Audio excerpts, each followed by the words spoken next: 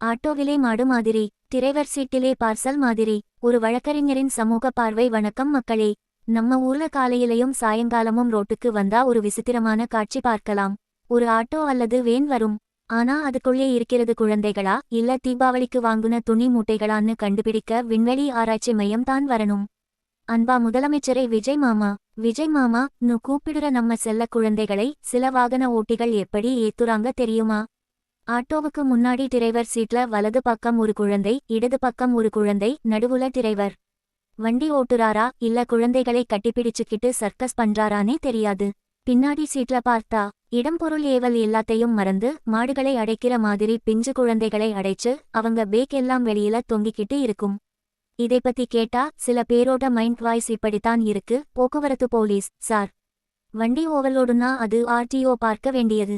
எங்களுக்கும் அதுக்கும் சம்பந்தம் இல்லை. ஆர்டிஓ அதிகாரிகள் நாங்க வரும்போது அவங்க வர்றதில்லை, அவங்க வரும்போது நாங்கள் வர்றதில்லை. பெற்றோர்கள் ஸ்கூலுக்கு போயிட்டு பத்திரமா வந்தா சரிப்பா. அதெப்படி பத்திரமா வரும்? சரி, நம்ம சட்டம் இதுக்கு என்ன சொல்லுதுன்னு ஒரு வழக்கறிஞரா சட்டம் பேசலாமா?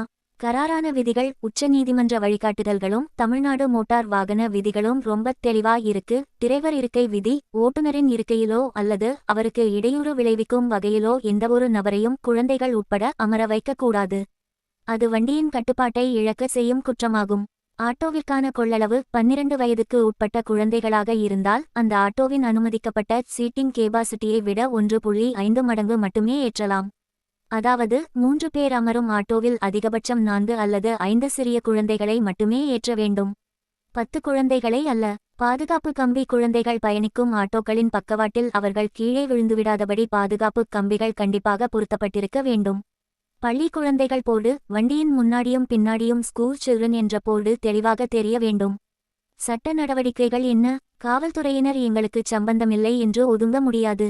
மோட்டார் வாகன சட்டம் பிரிவு 177 மற்றும் 194A படி அனுமதிக்கப்பட்ட அளவை விட அதிகப்படியான பயணிகளை ஏற்றுவதற்கு அபராதம் விதிக்கவும், ஓட்டுநரின் உரிமத்தை டிரைவிங் லைசென்ஸ் தற்காலிகமாக ரத்து செய்யவும் போக்குவரத்து காவல்துறை மற்றும் ஆர்டிஓ ஆகிய இருவருக்குமே சமமான அதிகாரம் உண்டு.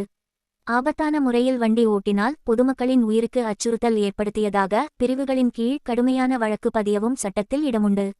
அரசாங்கம் இதை சீர் செய்யுமா? அரசாங்கம் நினைத்தால் ஒரே நாளில் சீர் செய்ய முடியும்.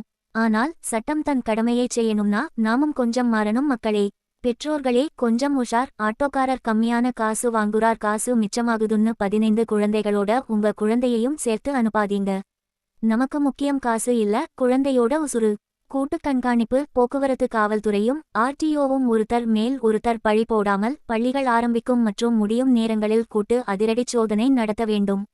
முதலமைச்சரை மாமா என்று கூப்பிடும் அந்த குழந்தைகளின் உயிரை துச்சமாக நினைக்காமல் துவக்கத்திலேயே தடுத்து நிறுத்த வேண்டியது காவல்துறை, ஆர்டிஓ மற்றும் பெற்றோர்களின் கூட்டு பொறுப்பு.